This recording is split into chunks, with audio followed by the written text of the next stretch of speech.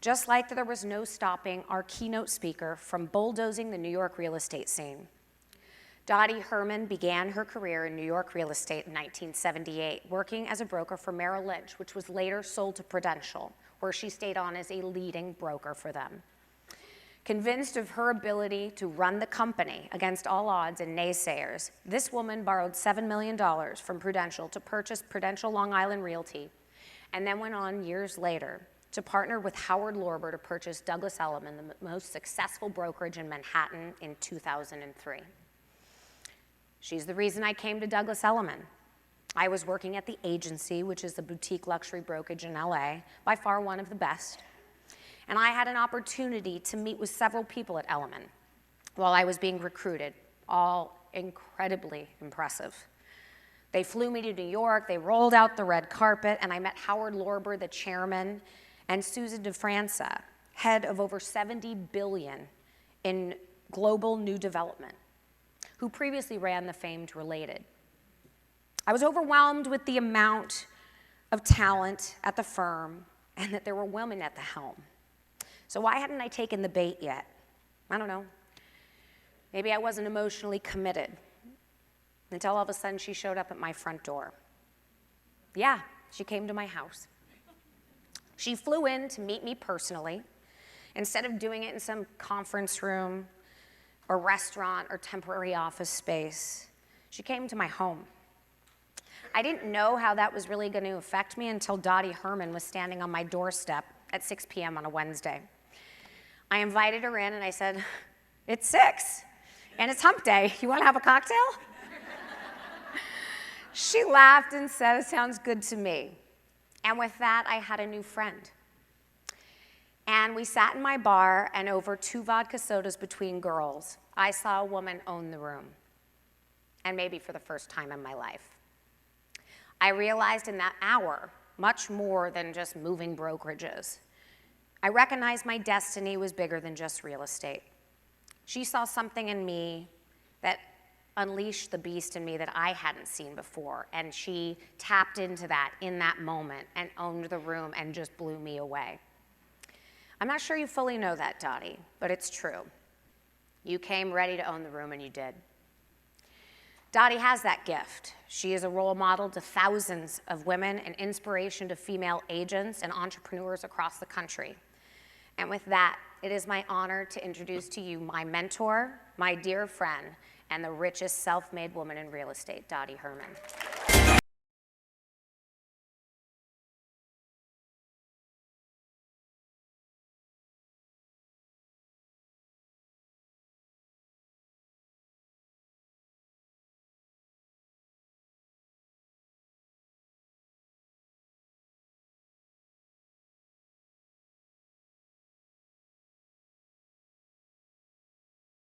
That really was more interested in about who the company was and who the people that ran the company. It wasn't just about, gee, what's in it for how much money I'm going to make, because she looked at long term.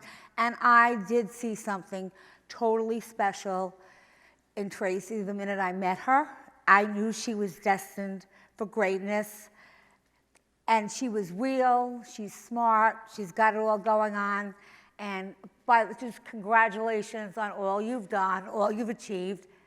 And give her 2 more years. The show is just like 2 years, right? Watch. You won't even be able to get near her. But, and to Judy and Jan, I normally wouldn't have done this, but again, they stood out in the crowd. I didn't know who they were. They sent me flowers, and then they sent me a video. I said, oh, I said, Tracy sounds like me. They sent me a video, and the video was adorable. They didn't send me an email like most people do. Will you consider speaking? They sent with their personalities and their hearts and their enthusiasm filled with it, and I fell in love with them over the video. And then I said yes. And I feel like that they're onto something special. I am thrilled to be here. And it's funny that when I was looking at their invitation, after their video, they sent me an invitation, and it said, "She's unstoppable." So that was a great name. I looked up, I Googled "She's Unstoppable," and it's written, and it's a quote written by Bo Taplin, and it says, "She's unstoppable, not because she did not have fears and doubts, but because she continued on despite them." And when I heard that, I said, that's me. And I hope that's you, and I hope, if not, by the end of this conference, it will be. I thought, I can talk forever. So I thought, what would be most valuable to everyone? Okay, so today I'm going to share with you my unstoppable journey from being a real estate sales agent to building the #2 privately held company, real estate company in the United States, and one of the top female entrepreneurs in the country. When I read what I became, it's hard for me to believe it. But let me tell you my story, because I think that you are going to find out that just like all of us, because people see when someone's successful, but they don't look at how they got there. How I navigated through the peaks and valleys, my career lessons that I learned all the way, and what made me and transformed me into the person I am today. Because it just doesn't happen. But I think part of it, I lost my mom when I was 10. We were in a very bad car accident. I was knocked out. So when I awoke, I was in a hospital. I did not know my mom was dead. I was the oldest of 3 children. And there was a priest standing next to me. And as he told me that my mother was dead, he gave me an angel, a wooden angel that was a music box. And he said, "Even though your mom is dead, she's an angel now, and she will always be with you." And she has been. And so many times, and I'll say it again, but I thank you, my angel, my mother. We all have an angel. We all have somebody that in our hearts is always wishing the best for us. But overnight, from a child, I became an adult. I had to grow up overnight. And I had no one to cuddle me when I was sad, and no one to really make decisions. My father was kind of out of it, so I kind of did whatever I pleased. That my house was always the place to hang out at if you wanted to stay out late. I had really never time or no one to really feel sorry for me ever, so I just had to deal with it. And I really never knew, because people have asked me, do you think that's affected you? And I never knew that a tragedy like that would teach me and life skills that I actually used my whole life, because I've made a lot of decisions that people thought I was nuts on, but I had no one to make. I've always been making decisions, and I think making decisions is really sometimes tough. I began my professional career at Merrill Lynch, and they were opening for the first time a national real estate company that spanned across the United States. And I loved working for them. I attribute a lot of my success to my former years, because they always valued the people that worked for them. And I got to see real estate a long time ago when nobody saw real estate in a global way. It was kind of, if you lived in LA, then you were involved in all the things in LA, and if you lived in New York, it was about New York. Well, they had companies, all over the country, and so it was very global. And I learned that just because you've never done it doesn't mean it doesn't work. And a lot of times they would say, well, try this, and say, well, it'll never work in New York, or it can't work here. But they did work, and so I learned business skills, and most important, and what I think, in all the years I've been in this business, that's a lot of people's problems, they really don't know how to sell.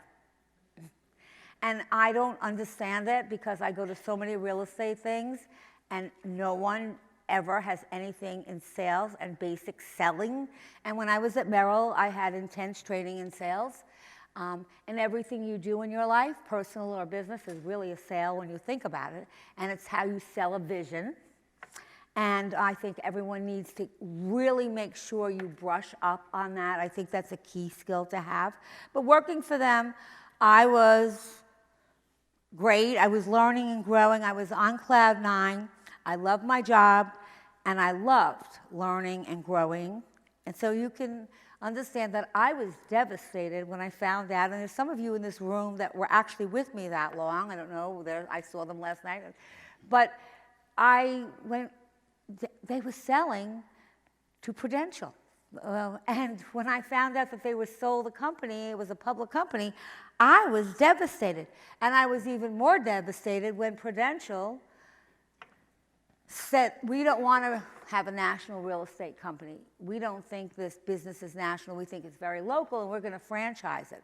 And at that time, I was part of the Northeast regional manager, but I was responsible for Long Island. And so my job was to keep the Long Island group, which is about 40 offices, 36 at the time, to keep it together until they found a buyer, and then I would be out of a job. So there I was. I said, I'll be divorced because that was happening. I'll be jobless, okay? And I said, however, somebody that was brand new and working for me said to me, well, why don't you buy the company? Now, I was probably all of 27 or 28 at the time, maybe 29, I think, maybe. And I said, what? I have no money. I have like $1,000.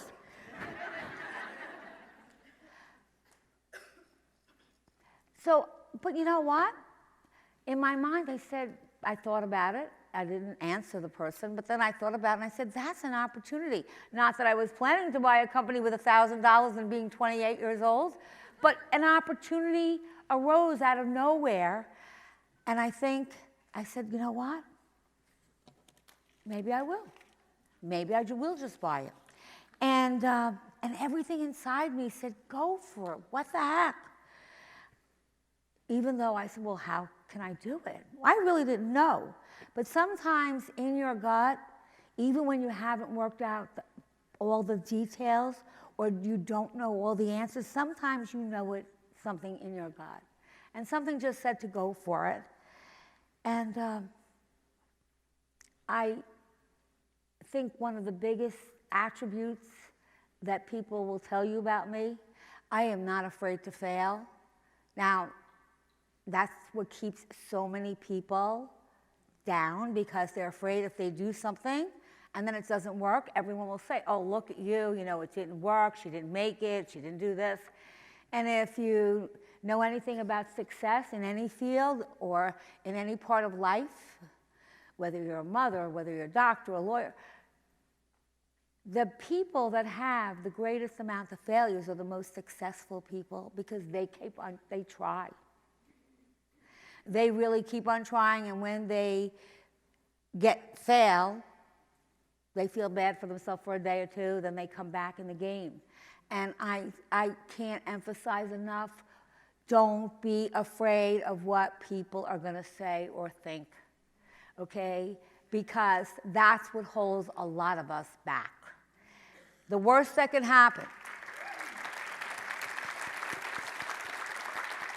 So, with saying that, I said, well, I'll figure it out. I have no money, but I'll. So, in the meantime, I wrote Prudential a letter and said, I have the money, I have joint venture capital money, and I'd like to be considered to buy Long Island. And then I stood up into, I don't know, maybe there were like 18 or something, 100 agents, and I said, I'm buying the company. So stay with me, stay together, because it was, every competitor was trying to raid our company. And I said, together, we'll be strong. So stick with me and stick together, and together we'll be strong. And don't panic, because everybody was freaking out. We had a lot of people in the company. We're the largest company on Long Island, and everyone was after. I said, we will be bigger, we will be better, and we will be stronger. We're a family, and we will grow this together. And let me say, I would not be where I'm sitting here without all the people that have surrounded me in my life, in business and in personal, who helped me, because no man can do it alone. And so I thanked them. So together, they stuck with me. They didn't question where I'd get the money because I really didn't have an answer. And that we had blind faith. And I had confidence when I said it, even though I didn't know where I'd get it. Then I tried writing letters to people. I went to banks. They laughed in my face. They said, oh, we wouldn't even lend you the money for one office. So I went to banks. They rejected me. I tried like egomaniac men and said, oh, you can have the name on this company. They may be a little interested, but never pulled it off. And so I tried for the next 5 months to get financing. I couldn't get it. I finally had that big day. I had the meeting with Prudential. I didn't want to tell them because in sales, you never put a bad thing. You don't put the bad things first, okay? Because then they'll be turned off. So you want them to listen. So 2 hours we talked. I talked about my vision, and I was passionate about it, and that I was the best person to take this company. And by the way, I have no money. Well, of course, they said, no, we can't do it. We just can't. But again, if you know sales, no doesn't always mean no. What does it mean? Not now.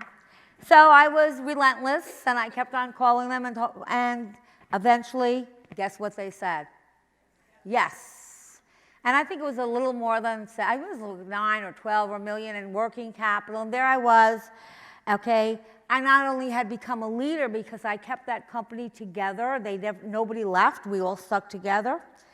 And I now was an entrepreneur running a business, the largest real estate company in Long Island. The next 10 years or so, I spent building the business and did the best, and everything as she said, you cannot, it's always impossible. I failed every time management thing I went to because I never really quite figured it out. I just know as a woman, you have to know when your kids need a little more and your business needs a little more and your spouse or significant other, and you just kind of have to balance it. I never was able to do the 9 to 5 and make that time, and I just failed at that. So I try to carve out time, but I think in this business there are times and there are times. Anyhow, to make a long story short, I saw a white space. I saw that there was no company that really covered and connected New York City to Manhattan, to Long Island. I mean, and then I thought, well, there's bridges and tunnels that people drive through, get through, but there's no real estate company. So that was what I decided to do. I would build a New York City company, or I'd get one, and I would build the bridge in real estate from New York City to Manhattan. And I used the sales skills again, and that's why I emphasize that. I started cold calling. And by that time, Howard was a partner of mine then, and we had been offered a substantial amount of money from Insignia, or it was then Ascendant. Everyone's like, you have to sell, and I wouldn't do it. And I went to Howard and I said, Howard, I don't want to sell this company. And he said, well, you're an effing idiot. And that's the truth, okay? He said, but if you don't want to, I'm a millionaire. So it doesn't matter to me. If you want to go for the city, go for it. And so we did. And we started calling. I was in Howard's office. We started calling real estate companies that weren't for sale.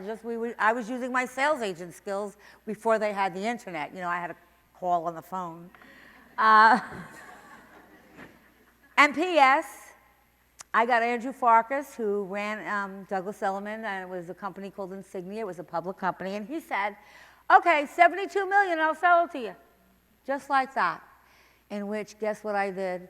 I marched right back to Prudential, who I had developed a great relationship with. I learned a lot from them, and I helped them with their other franchises. And it was around 9/11. Now, when you think that it was around 9/11, Howard could have been in and out of made a lot of money and been out of it at that time without the city. He was not that involved then with the real estate. We were expecting a second terrorist attack in New York City. And I would be at meetings with my banker from Prudential, and they would say, orange alert, which means we had to evacuate. We didn't know if it was a terrorist attack. Prudential, the banker, his name was Andrew, said, Dottie, you're nuts. Let's just not do this now. And I said, if they blow up Manhattan again, it's over anyway. And I'll have signs that say the Hamptons are that way. And that's the truth. And guess what? They lent me the money. $72 million. I love Howard, but they lent me the most of it. And I think Howard's company put another 10. And now this is after 9/11. And so, you know, there wasn't much going on, but that's where some luck came in. And a year later, the market turned around, and there I was running the largest company in Manhattan and on top of the world. And when I looked back at it, I was like, oh my God, how did you do this? Okay? What I did, everyone can do if they really want it and if they're not afraid of failing. Because what's the worst that can happen? Someone says no. It's not like if you're a new surgeon and you kill somebody because you're inexperienced, okay? Right? I mean, what's the worst that can happen? We're not dealing with brain surgery. So you've got to keep that in mind. I mean, I think we make things too important. And what's the most happen when somebody hates your guts or thinks you're an idiot? Well, but they're an idiot. But I always would say when they were new, well, they don't know me, so that's why they think that I'm not good. Okay, that's what you have to tell yourself. You have to love yourself. And I have to just say this. I am committed. I'm here. I am so glad I'm here. The energy here is great. And my biggest achievement really was building the company together with all the people in it, because we really are a family, and that means so much to me. But I am on that journey that we all go on, okay? And there's a saying, success is a journey, it's not a destination. It doesn't just end. So I'm going to ask everyone here with me to continue to support women, let's support each other, and let's learn from each other, and let's try to make new friends, because I really feel, and I'm a gut person sometimes, that the relationships that we're going to make here are going to be lifelong. And so thank you. And I'm thrilled to be here, and I'll see you guys all later.